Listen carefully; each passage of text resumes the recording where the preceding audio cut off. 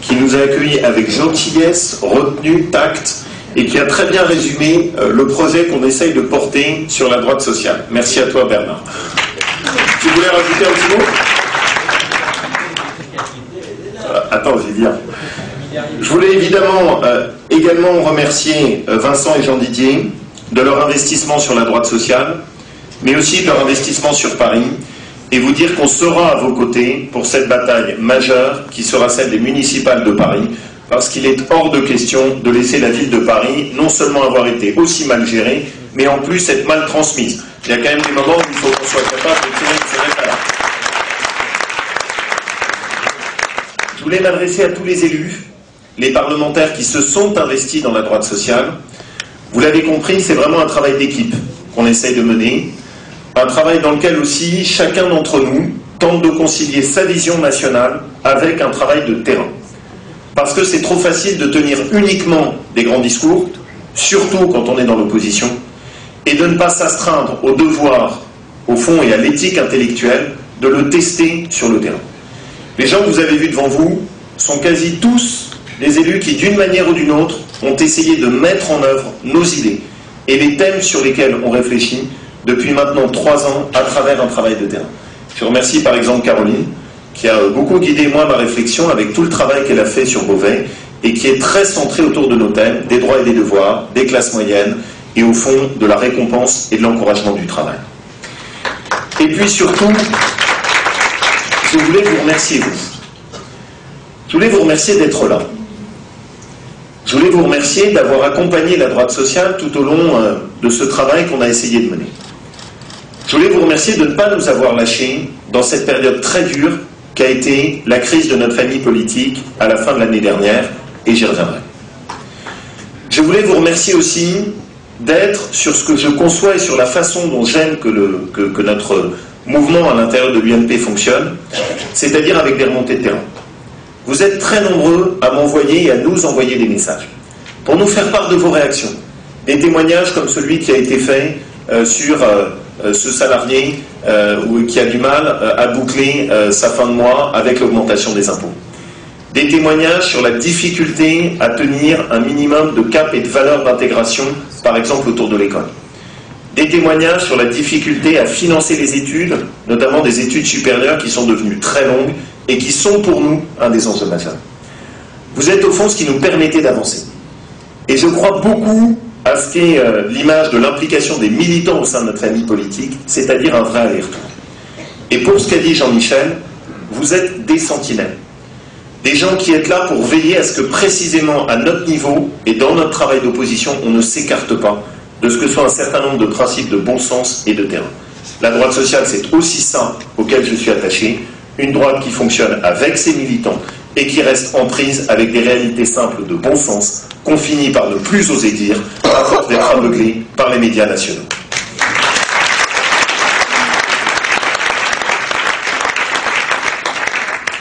Alors on a accompli, si on regarde tout ça, un grand parcours. Regardez, il n'y a de cela que 3 ans, quand on a commencé à lancer nos sujets. On a commencé à parler de la thématique des droits et des devoirs. À ce moment-là, nous avons été critiqués. Vous nous avez soutenus. On a ensuite continué en insistant sur le sujet des classes moyennes, en disant « ce pays ne parle pas assez de ces classes moyennes ». Les politiques français, à la différence des politiques allemands, anglais, américains, n'ont pas suffisamment cette obsession de ceux qui construisent la société et qui en sont la pierre angulaire. Je me souviens encore des débats qu'on a eus, y compris dans notre famille politique. On nous a expliqué qu'il ne fallait pas parler des classes moyennes, qu'il n'y avait pas de sujet classe moyenne en France. Vous nous avez soutenus. Et ce sujet, aujourd'hui, on a pu le mettre progressivement au cœur du débat politique. Et surtout, dans ce qui a été un des moments très importants du travail de la droite sociale, la différence qu'on souhaite imposer entre une solidarité juste et un assistanat que nous refusons, avec notamment les propositions que nous avons menées autour du RSA. J'ai tout entendu à ce moment-là. Toutes les critiques nous sont tombées dessus. On n'était pas généreux, on n'avait pas le droit de dire ce genre de choses, c'était des tabous qu'il ne fallait pas secouer. Là encore, vous nous avez soutenus. Et le résultat, c'est que ce thème s'est aujourd'hui progressivement imposé à l'intérieur de notre famille politique. C'est ce chemin-là que je veux que nous poursuivions. C'est cette voie-là que je souhaite que nous engagions. Alors il y a eu un grand travail qui a été mené, mais il reste encore plus à accomplir. Il reste encore plus à accomplir parce que malgré tout, nous avons traversé des épreuves difficiles. La première, et je voudrais y revenir rapidement, c'est cette crise que nous avons vécue. En politique, il faut savoir oublier, mais il faut aussi savoir tirer les leçons de ce qui s'est passé. La politique, c'est à la fois le meilleur et le pire. Le meilleur, c'est les idées. Le meilleur, c'est les convictions. Le meilleur, c'est la vision de société. C'est pour ce meilleur-là que nous sommes engagés. Mais le pire, il existe aussi. C'est les querelles d'ego. C'est les guerres fratricides. C'est les affrontements de personnes. Et ils existent aussi. Le problème, à la fin de l'année 2012, c'est qu'il n'y a eu que ça. Nous n'avons été que dans ces petites querelles fratricides et politicardes à l'intérieur de notre famille politique. Et nous n'avons été que là-dedans, à un moment où plus que jamais, il aurait fallu être sur un travail d'opposition. Eh bien, je le dis très simplement devant vous, plus jamais ça. L'engagement que nous prenons devant vous avec la droite sociale, c'est d'être résolument, au sein de notre famille politique, un facteur d'apaisement, un facteur de rassemblement, et surtout de consacrer la totalité de notre énergie à l'opposition par rapport au travail qui est mené par le gouvernement. Et cet engagement, c'est celui de 2013.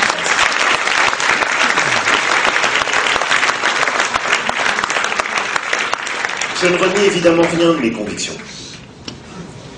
Je ne renie rien de ma confiance en François. Je ne renie rien de ma conviction profonde, qui est que François Fillon est une des chances majeures de notre famille politique. Mais je suis dans le même temps convaincu qu'on est à un moment où il faut tous qu'on soit capable de travailler en équipe. À un moment où je suis convaincu que notre famille politique a besoin de rassemblement. À un moment où je pense qu'il faut plutôt additionner les talents plutôt que de les opposer et les diviser. Et c'est pour ça qu'on a choisi résolument, avec Valérie, avec Michel, avec Luc, avec Jean-François, avec François, de faire un travail qui soit un travail collectif. Alors j'entends certains nous dire « Oh là là, mais on n'y retrouve plus rien, là. C'est dans cette direction collégiale, il y a du monde de partout. » C'est vrai. Mais je vais vous avouer quelque chose, je préfère de très très loin l'armée mexicaine à la guerre civile espagnole, et comme on a quand même un peu vécu la guerre civile, ils vont un petit peu mieux faire de la place.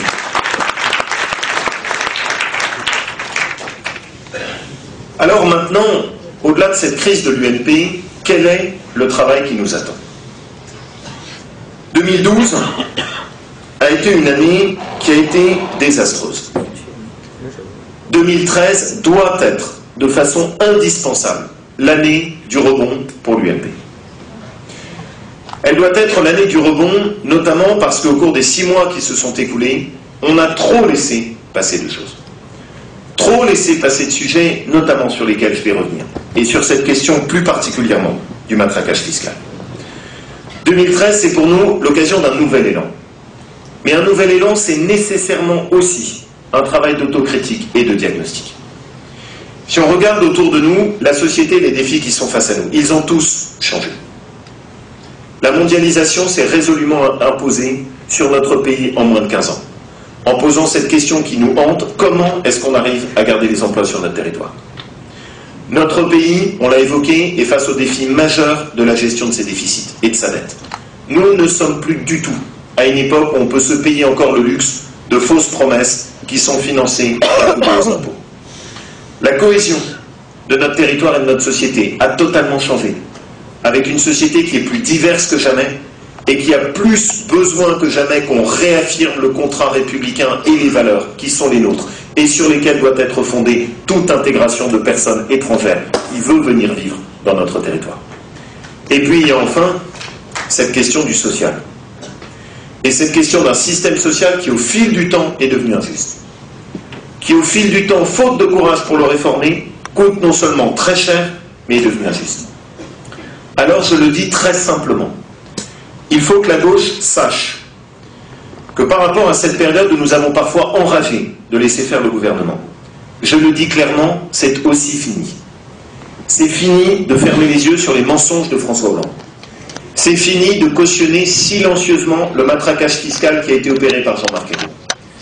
C'est fini de les laisser démanteler tous les fondements de la politique familiale comme ils sont en train de le faire avec la loi sur le mariage et sur l'adoption. Et c'est fini enfin d'écouter les contradictions de leur politique industrielle. 2013 sera l'année de la refondation pour notre famille politique et je veux que la droite sociale soit le moteur de cette refondation.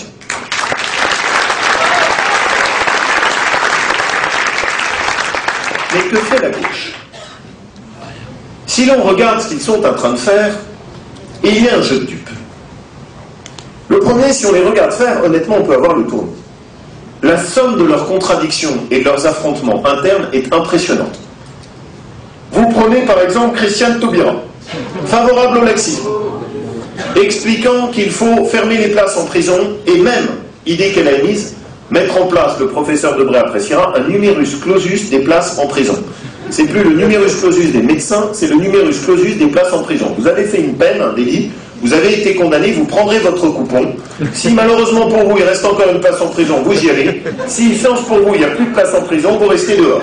C'est très sérieux, ça a été proposé par Christiane Taubira. Vous regardez de l'autre côté Manuel Valls, qui lui joue à Monsieur Fermeté.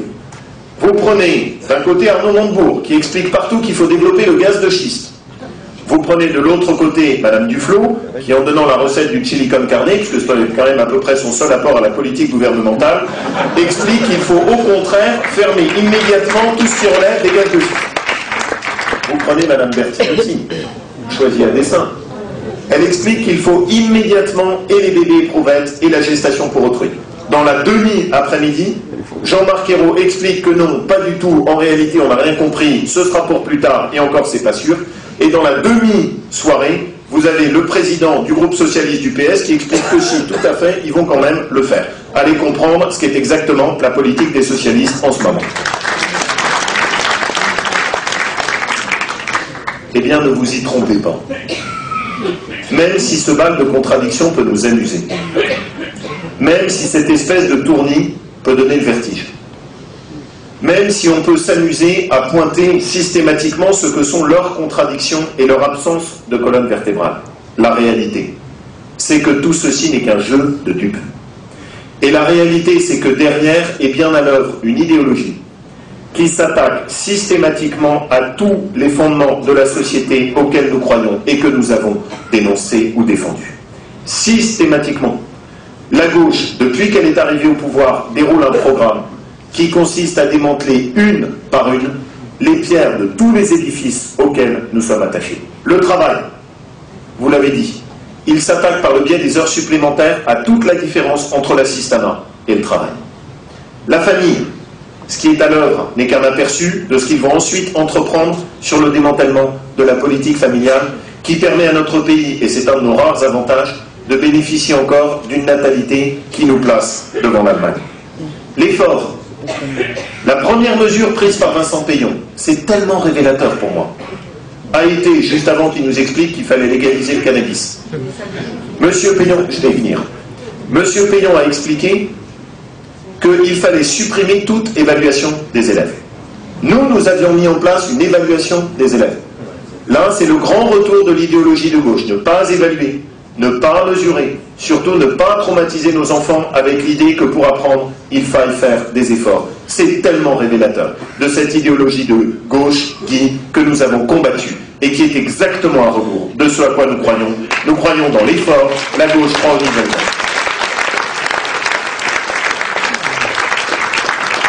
Et puis il y a enfin la dernière performance que Bernard a déjà dénoncée, des salles de shoot. Alors vous allez avoir le plaisir d'expérimenter la salle de shoot légalisée. Vous apprécierez le sens de l'humour de la gauche qui a placé ça à côté de la gare du Nord. Moi qui connais un peu les pays tels que la Belgique ou les Pays-Bas, c'est bien, vous pourrez avoir l'approvisionnement qui vient directement de Hollande.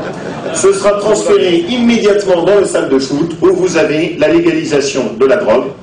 Ça serait une plaisanterie si ça n'était la décision qu'ils ont prise aujourd'hui, annoncée et soutenue par les élus socialistes. En matière de drogue, nous croyons à la fermeté. Eux préfèrent fermer les yeux sur les dégâts que procure sur notre jeunesse le recours à la drogue qui est en train de ravager toute une génération. Et puis enfin, je peux vous dire qu'ils ne s'embarrassent pas de questions d'ouverture. Ça, l'ouverture à gauche, c'est fini. Les critères de nomination, c'est plus la compétence. Sauf à considérer que Jack Lang et des compétences incontestables, puisqu'il vient d'être nommé à l'Institut du monde arabe.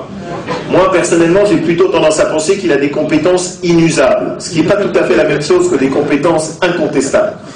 On peut y ajouter M. Schramek, ancien directeur de cabinet de M. Jospin, qui a été nommé, bien évidemment en toute objectivité, à la tête du Conseil supérieur de l'audiovisuel, mais ne doutons pas qu'il n'exercera évidemment aucun contrôle sur les journalistes. Remarquez, comme ils sont déjà tous pour la plupart de gauche, le travail de M. Schramek sera relativement petit. Mais pourquoi je vous dis ça? Je vous dis ça parce que derrière, la vraie question qui doit nous interroger, pourquoi, quand la gauche est au pouvoir, assume-t-elle et son projet, et ses valeurs, et ses promesses? Et pourquoi, quand nous sommes au pouvoir, pourquoi doutons-nous? Pourquoi hésitons-nous? Pourquoi n'avons-nous pas le courage de dérouler notre travail, nos valeurs, et ce en quoi nous croyons? Pourquoi, en 10 ans, n'avons-nous pas été capables de revenir sur les 35 heures? Pourquoi est-ce qu'au début du quinquennat, a-t-il fallu, pour donner des gages à je ne sais quel politiquement social, mettre en place un RSA qui ne correspondait pas aux valeurs de retour au travail que nous défendions? Vous savez, cette question, je me la suis appliquée à moi-même, et y compris avec un travail d'autocritique. Et c'est y compris pour cela qu'avec les amis qui sont ici, on a souhaité tirer la sonnette d'alarme à la moitié du quinquennat en disant attention, nous avons été élus pour défendre le travail, pas pour soutenir l'assistanat. Et ma conviction intime, c'est que nous n'allons pas jusqu'au bout de nos convictions. Nous n'allons pas jusqu'au bout de nos convictions sur les droits et les devoirs. Nous n'allons pas jusqu'au bout de nos convictions sur la différence entre la solidarité et l'assistanat. Nous n'allons pas jusqu'au bout de nos convictions sur cette défense des classes moyennes comme fondement de la société ou sur la promotion du travail. Nous n'allons pas jusqu'au bout parce que nous nous laissons encore intimider sur ces terrains par le politiquement correct de gauche. Parce que nous nous laissons encore intimider par le diktat d'une pensée de gauche qui ne supporte pas la contradiction et qui brandit systématiquement en face de nous l'étendard d'une fausse générosité pour chercher à nous faire taire. Eh bien, mes amis, tout le travail de la droite sociale, tout ce sur quoi nous nous engageons, c'est précisément pour briser ces tabous qui emprisonnent notre pensée sur le terrain de l'économique et du social. C'est précisément pour assumer ce que sont nos valeurs sur ce terrain et pour pouvoir dire que oui, il y a bien une pensée de la droite et du centre sur le terrain économique et social et que nous n'avons pas à aller chercher, caricaturer systématiquement la gauche dans nos idées, parce que nous pouvons suffisamment être fiers de ce que sont nos valeurs et nos convictions, et que nous n'avons pas à en rougir.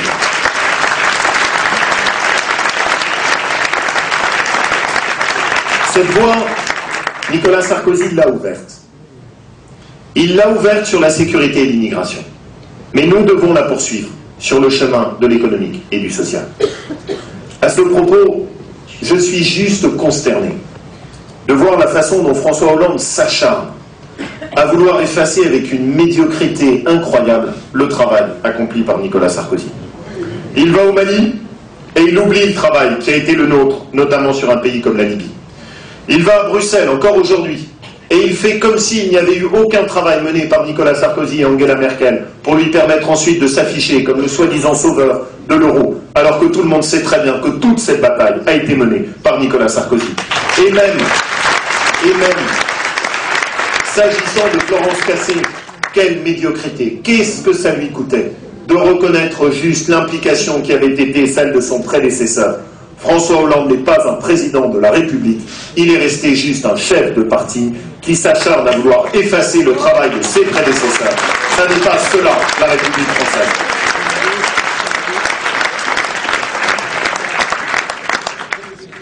Mais pour cela, il faut se positionner sur les bons sujets. Et il y a tout un travail qui en ce moment même est mené par la gauche. Ils ont très bien compris que leur politique emmenait le pays dans le mur. Ils ont très bien compris que la situation de la crise économique était en train de nous étrangler et qu'ils en renforçaient les effets. Ils ont très bien compris que sur le front de l'emploi, les quelques petites mesures qu'ils ont mises en place n'avaient aucune chance d'enrayer la hausse du chômage. Et donc, qu'est-ce qu'ils cherchent à faire? Ils cherchent à établir un rideau de fumée. Ils cherchent à mettre sur la table, en profitant de cette espèce d'ivresse médiatique où chaque sujet efface l'autre, toute une quantité de thèmes qui sont destinés à faire diversion. Il va au Mali, ça lui évite d'aller chez Goodyear ou d'assumer ses responsabilités devant les salariés de Florange, de PSA ou de Renault. Il met sur la table le sujet du mariage et de l'adoption pour les couples homosexuels. Cela lui évite de rendre des comptes sur le choc fiscal qu'il a imposé aux classes moyennes.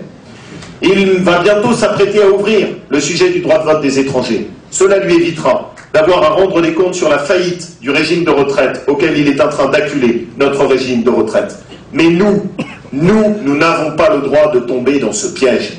Nous devons rester concentrés sur ce que sont les véritables thèmes sur lesquels les Français nous attendent. Et ces véritables thèmes, ce sont ceux du pouvoir d'achat, ce sont ceux de la place des classes moyennes, ce sont ceux de la différence entre le social et l'assistanat, et ce sont ceux de la défense de nos emplois dans le contexte de la mondialisation. Ce sont sur ces sujets que nous devons nous concentrer.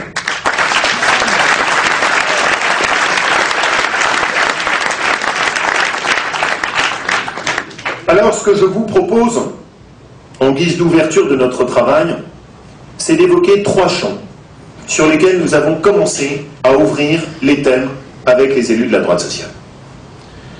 Le premier, c'est la question de l'emploi. Extraordinaire. Souvenez-vous des discours il y a à peine un an. La crise n'existait pas. Tout était de la faute de Nicolas Sarkozy. Les autres pays s'en sortaient admirablement. Seul le président de la République avait plongé le pays dans la détresse. Mais dites-moi, mes amis, depuis, ils ont découvert la crise. Maintenant, plus du tout question d'une responsabilité du gouvernement ou du président de la République. Tout est la faute de la crise. Ils font face à une crise qui est phénoménale, qui dépasse totalement leur capacité gouvernementale, et face à laquelle ils essayent, en y mettant toute leur énergie, de compenser les effets de la crise. La réalité est beaucoup plus brutale. Par son investissement et par l'énergie qui avait été la nôtre, on avait réussi malgré tout à contingenter les effets de la crise. Elle était violente, et on avait à peu près une destruction d'emplois sur cette période qui avait été très dure, et qui était sur un rythme de 500 emplois qui étaient perdus par jour. Depuis que la gauche s'est installée au pouvoir, et qu'elle a mis en place ses premières mesures, la courbe de destruction de l'emploi s'est multipliée par 2. Chaque jour, en ce moment, notre pays détruit et perd 1000 emplois. Et il les perd pour une raison qui est toute simple. C'est qu'il n'y a pas de cap clair dans la politique industrielle. C'est qu'un entrepreneur de PME, un responsable ou un cadre de CAC 40, un investisseur étranger, qui s'interroge et se demande quel est le projet du gouvernement de la France en ce moment. Il est incapable de trouver la moindre réponse. Avant l'été, on tape sur PSA. Et on incendie une famille qui est une famille qui a essayé de faire en sorte de garder au contraire les entreprises et les emplois en France. Pour après l'été, c'est quand même surréaliste, avoir le ministre de l'Industrie qui explique qu'il s'est trompé et qu'en réalité, il n'y avait pas de critique à émettre sur le projet de PSA. Le même ministre tape Mittal comme un moins que rien, oubliant au passage que Mittal s'occupe encore de 20 000 salariés en France, pour se présenter 2 mois plus tard comme étant le ministre de l'hospitalité industrielle. Vous apprécierez le contraste. Mais le fin du fin. Alors là, c'est peut-être mon tempérament auvergnat, mais c'est le fameux pacte de compétitivité. Ils arrivent, ils mettent 15 milliards d'euros de charges supplémentaires sur les entreprises. Tout le monde y passe. Les TPE, les PME, les grands groupes du CAC 40, 15 milliards d'euros. Et puis 6 mois plus tard, on nous explique qu'on n'a rien compris. Et qu'en fait, il faut faire la TVA sociale, qu'ils avaient condamnée. C'est quand même vraiment, il faut faire preuve d'un cynisme électoral qui dépasse toute mesure. Et que non, en fait, le problème de la France, c'est trop de charges sur les entreprises et qu'il faut les baisser. Sauf, et c'est là que mon tempérament auvergnat intervient, c'est que je sais encore compter les sous.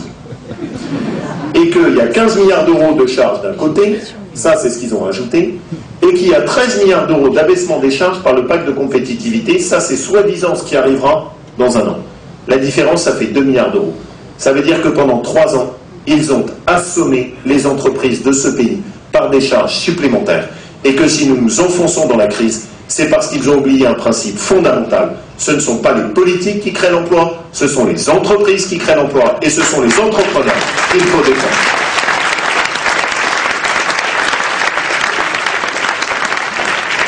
Et j'y ajouterai une deuxième conviction. Vous ne faites pas une politique de l'emploi en allant systématiquement voir les entreprises qui vont mal. Vous faites une politique de l'emploi en étant aussi offensif, en promouvant les entreprises qui ont des talents, en promouvant les secteurs où on peut gagner et aller de l'avant demain, en ayant de l'audace, en encourageant ce qu'est la créativité dans notre pays, et en n'ayant pas un langage qui est désastreusement tourné vers le passé. Si vous prenez par exemple vos téléphones, ces petits téléphones, dont nous nous lamentons tous en nous disant ils sont tous fabriqués à l'étranger. Vrai et faux en même temps. À l'intérieur de ces téléphones, vous avez des composants, qui sont des composants qui sont fabriqués par une entreprise française, qui s'appelle ST Microélectronique, qui fournit 80% des microprocesseurs qui sont utilisés par nos téléphones portables. Plutôt que de s'occuper de certains dossiers uniquement, est-ce que M. Montebourg ne ferait pas mieux d'investir son énergie sur les industries et les entreprises de demain pour redonner un tout petit peu de confiance à notre pays, plutôt que de nous plonger dans la sinistrose en faisant le pompier pyromane de toutes les entreprises sur lesquelles se penchent les caméras.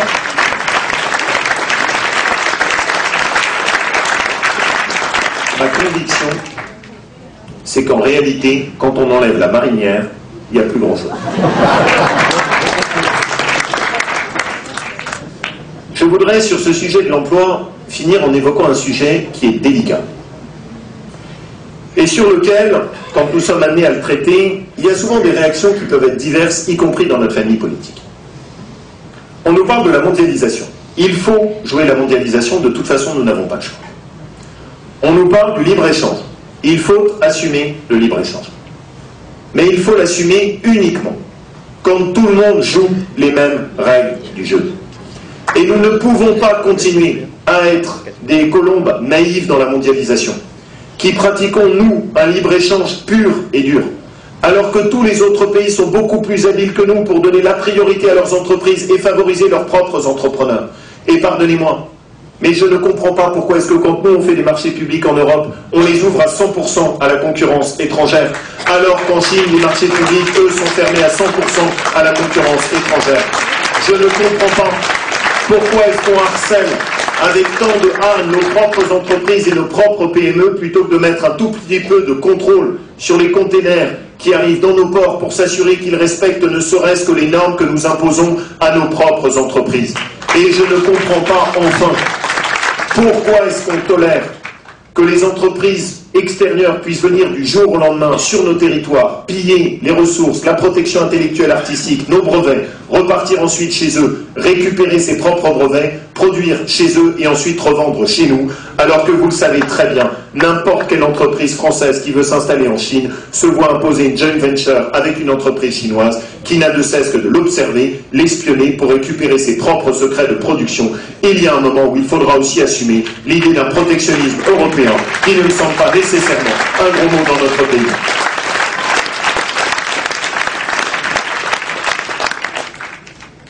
Le deuxième thème, c'est celui des classes moyennes.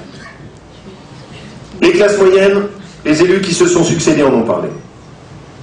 Il y a un rideau de fer fiscal qui s'est abattu sur l'ensemble de nos classes moyennes en France depuis 6 mois. Le choc qui vient de se dérouler est juste d'une violence hallucinante. Ils ont eu l'habilité de faire toute une succession de petites mesures. Mais si vous les juxtaposez les unes après les autres, c'est un assommoir fiscal qui est tombé sur les classes moyennes de France. Ayrault nous avait promis que seuls 90% des impôts seraient acquittés par les privilégiés, les fameux riches. François Hollande avait expliqué qu'à la différence de Nicolas Sarkozy, bien sûr, les augmentations d'impôts ne seraient payées que par les plus privilégiés d'entre nous. Regardons ensemble qui sont ces fameux privilégiés. Les salariés, avec la disparition des heures supplémentaires, mais aussi de la participation et l'intéressement. Les familles, avec le durcissement des règles sur les services à la personne et bientôt sur la politique familiale. Les professions libérales, qui ont été littéralement assommées avec des hausses de fiscalité de 20 à 30% supplémentaires. Et surtout, cette nouvelle catégorie extraordinaire de privilégiés qui a proliféré en France à la vitesse de la lumière, les retraités. Vous êtes tous, vous, les retraités, des privilégiés. Et M. Ayrault nous l'a bien expliqué, vos retraites sont bien trop grosses, vous bénéficiez de bien trop d'argent, et c'est d'ailleurs pour ça qu'il vous a mis toute une série de cotisations supplémentaires, ajoutées auxquelles vous pouvez également songer à tout ce qui est l'épargne, la fiscalité sur l'épargne et le patrimoine, qui sont venus encore rajouter une couche, On nous annonçait Robin des Bois, on a récupéré le Prince Jean, et croyez-moi, la différence n'est pas au bénéfice des classes moyennes.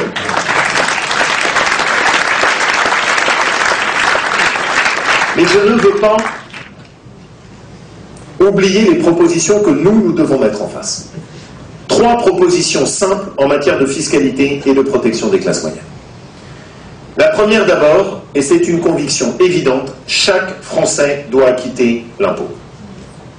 Si je prends par exemple mon département, plus de la moitié des habitants de mon département ne payent pas d'impôt sur le revenu. Ça aboutit à une déconnexion totale, typique de la France, par rapport à la dépense publique. Je ne paye pas d'impôt, et donc qu'est-ce que j'en ai à faire qu'il y ait plus de dépenses publiques? À la limite, même tant mieux, j'en profiterai peut-être un peu moi-même.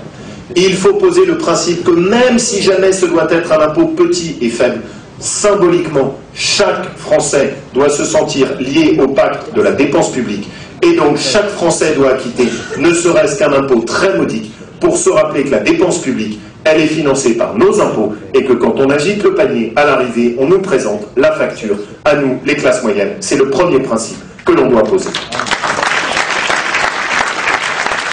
Le deuxième principe, c'est une règle d'or. Mais c'est une règle d'or qui est un peu différente de celle qu'on nous propose.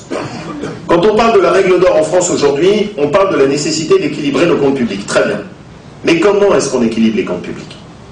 En ce moment, les socialistes prétendent qu'ils équilibrent les comptes publics. Mais qui paye la facture? Ils nous expliquent qu'ils font des efforts extraordinaires. C'est vous qui faites les efforts. Ce ne sont pas les politiques du gouvernement qui font les efforts. C'est vous qui faites les efforts. Parce que dans ce que fait en ce moment le gouvernement socialiste, la réduction du déficit est supportée pour plus des 2 tiers par les augmentations d'impôts. Eh bien, la règle d'or que je propose, c'est que sur la réduction du déficit, ce soit 2 tiers financés par la baisse de la dépense et au maximum 1 tiers qui puisse être financé par les augmentations de fiscalité. Ça obligera chacun d'entre nous à être responsable dans les promesses que l'on fait au moment des élections pour ne pas avoir la possibilité de présenter ensuite des chèques en blanc aux Français et plus particulièrement aux classes moyennes. C'est la deuxième proposition. La troisième, c'est celle des collectivités locales. Quel formidable exemple que la ville de Paris ou que la région Île-de-France. L'augmentation de la fiscalité a été impressionnante. Vous aviez une ville de Paris qui était à peu près correctement gérée, avec une fiscalité qui était modérée. La fiscalité a explosé. Vous aviez un conseil régional Île-de-France qui avait une fiscalité à peu près modérée. La fiscalité a littéralement explosé. Je propose qu'il y ait un plafond fiscal à la possibilité pour les élus locaux d'augmenter les impôts locaux. Sinon, c'est trop facile. Trop facile de faire n'importe quel projet mirifique et ensuite de venir prendre dans la poche des contribuables locaux l'addition. Tout le monde connaît ici le Puy-en-Velay. Vous ne mangez que de la lentille du Puy-en-Velay, j'espère. Très bien. Ça vous assurera une longue vie et vous êtes assuré de ne pas avoir la maladie d'Alzheimer à condition de consommer exclusivement la lentille AOC du Puy. Mais le Puy avait une autre caractéristique. C'était une ville ruinée. C'était une ville dans laquelle les impôts avaient explosé.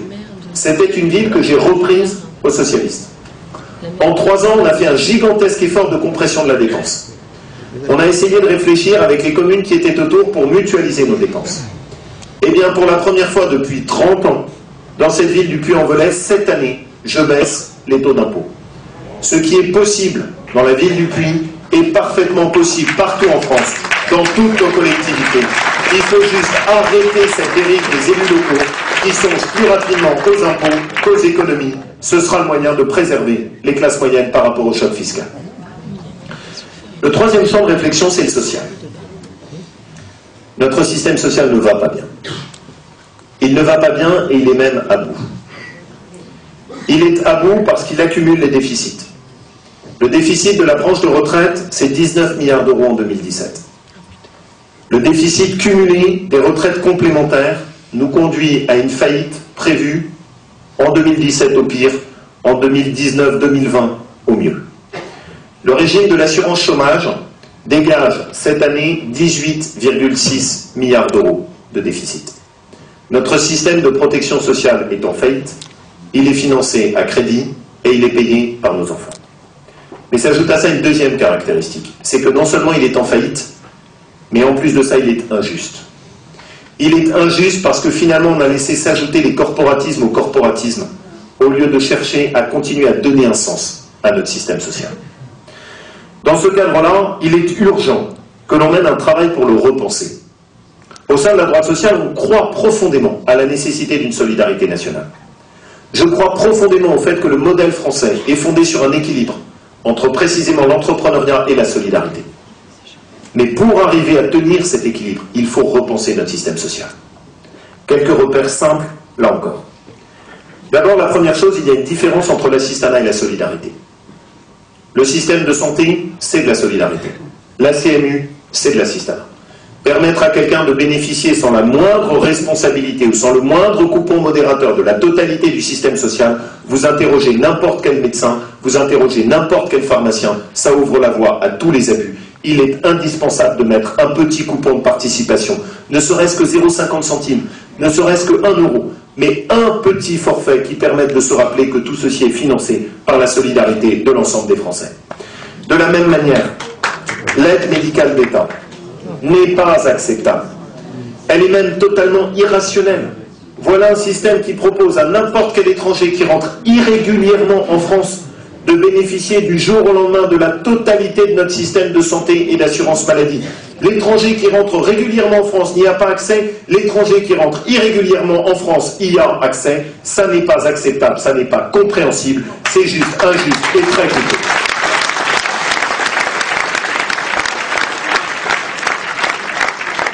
La deuxième chose, c'est qu'il faut s'assurer que cet argent qui est devenu rare aille à ceux qui en ont vraiment besoin.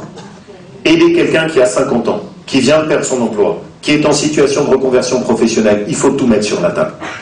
Mais cautionner celui qui a 30 ans, qui est dans le secteur, par exemple, de l'informatique, où il y a de forts besoins de recrutement, et qui joue avec l'intérim, ou les périodes d'indemnisation chômage, pour tantôt travailler, tantôt ne pas travailler, en tirant sur la corde, ça n'est pas acceptable.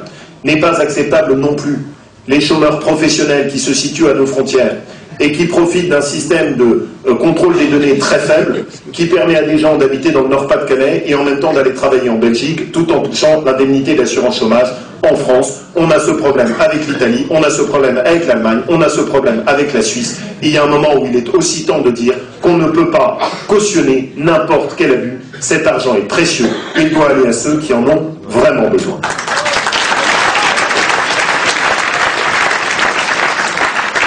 Le troisième principe qui est évident, c'est que quels que soient les revenus de l'assistanat, ils ne doivent jamais dépasser les revenus du travail.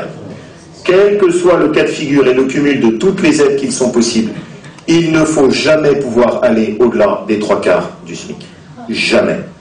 Jamais non seulement parce que c'est de la dépense inutile, mais jamais aussi parce que c'est un poison qui fausse toutes les valeurs dans notre pays. Un pays dans lequel celui qui travaille n'est pas correctement rémunéré par rapport à son effort, est un pays qui se met la tête à l'envers, qui renonce à tous ses principes et qui ne peut plus encourager le travail. C'est exactement pour la même raison que nous avons soutenu ce principe qui est pourtant simple, de demander à ce que systématiquement pour toutes les personnes qui bénéficient du RSA, on puisse demander 5 heures de travail d'intérêt général par semaine, non seulement parce que c'est une façon de leur rendre la dignité, mais parce que c'est aussi la meilleure manière de les remettre sur le chemin du travail. C'est une idée que je ne lâcherai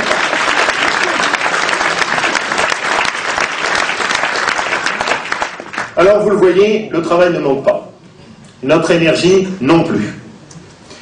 Et je voudrais finir en évoquant avec vous un sujet qui résume beaucoup de ce que nous nous sommes dit.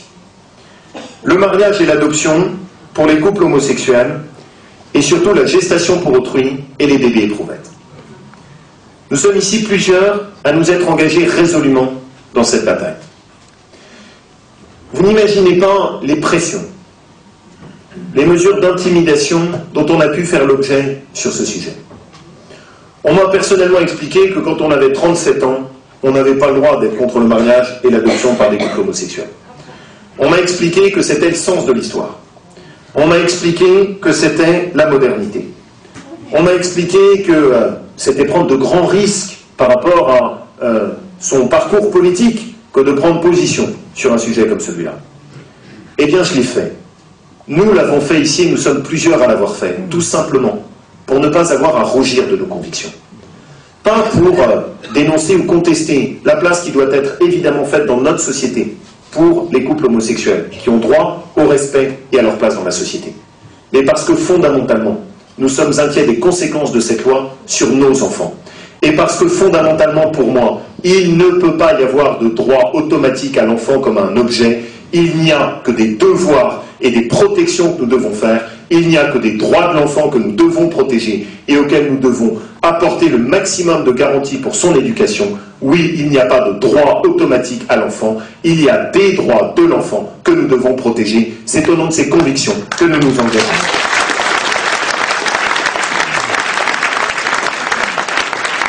Et je voudrais revenir, parce que c'est au fond ça aussi qui m'intéresse dans ce débat, sur l'idée d'une prétendue modernité. Sur cette idée précisément qui est au fondement même de cette bataille d'idées et de propositions qui nous guident par rapport à la gauche. Il y aurait une soi-disant modernité. Il y aurait un soi-disant politiquement correct. Il y aurait soi-disant un sens qui irait dans la bonne direction. Mais ça n'est pas cela ma conviction de ce qu'est le travail d'un politique. Le travail d'un politique, ça n'est pas d'aller automatiquement dans le sens de la modernité. Le travail d'un politique, c'est de se demander à chaque fois si les défis qui sont face à nous aboutissent à une direction qui est positive ou à une direction qui est négative. Si c'est positif, il faut évidemment le renforcer. Mais si c'est négatif, quand bien même cela aurait l'onction de la soi-disant modernité, eh bien il ne faut pas y aller. Si les bébés éprouvettes, c'est la modernité, eh bien cette modernité est très peu pour moi. Si pouvoir louer le ventre d'une femme, c'est la modernité, eh bien très peu de cette modernité pour moi. Si la modernité, c'est troubler définitivement les repères entre père et mère dans l'éducation d'un enfant, eh bien très peu pour moi de cette modernité. Et nous ne sommes pas là. Nous ne sommes pas là, mes amis, pour suivre la modernité. Nous sommes là pour défendre d'abord nos valeurs et nos convictions.